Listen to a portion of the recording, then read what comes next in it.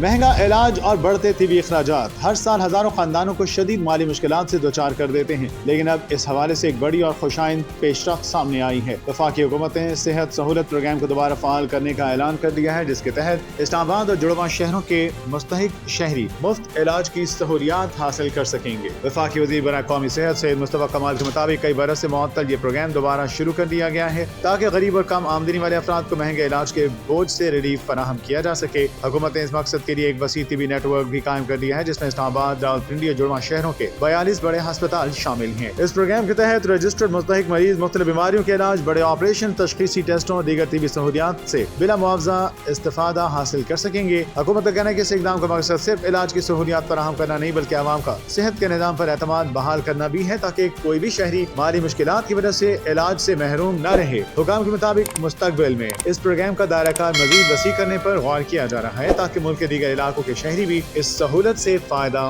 उठाएं।